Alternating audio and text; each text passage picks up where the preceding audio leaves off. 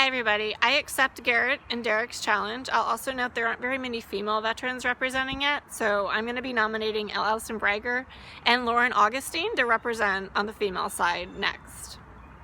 So just a few key takeaways, I guess you could say, that I've actually been sharing in a few different forums about how my military experience and also my research experience as an organizational psychologist informs how we view the world and ourselves and how we can best react in times of crisis.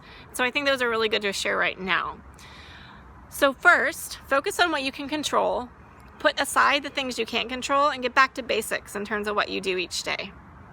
Second, make sure you're finding the silver lining. There's a lot of opportunity when change occurs, whether that mean appreciating that additional 30 minutes in bed because you don't have to commute to work since you're a remote worker, or just enjoying a little more family time.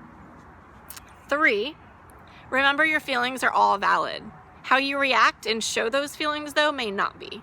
So during times of crisis, during really stressful times, we all can act a little weird, but it's important that we check ourselves before we wreck ourselves and acknowledge what our feelings are and make sure that we are reacting in ways that are adaptive instead of undermine maybe who we actually want to be. I think it's important that we also note that in these times we also see higher incidences of domestic violence and things of that nature because people simply get overwhelmed and are not as good at self-regulating.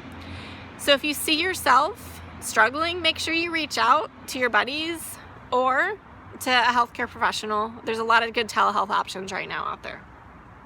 Another one to note, social distancing does not mean we are socially isolated.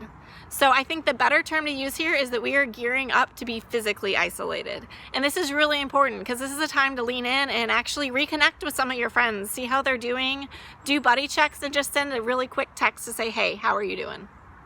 And lastly, let's have some fun with this. New situations mean new opportunities and that we get to give up some of our old routines for new ones. And so if you're working from home, maybe go outside to work a little bit. I'm outside right now and it's quite nice.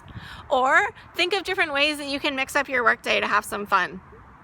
Though times are changing, it doesn't mean we can't adapt and actually find some of the silver lining in it. Thanks everybody. Bye.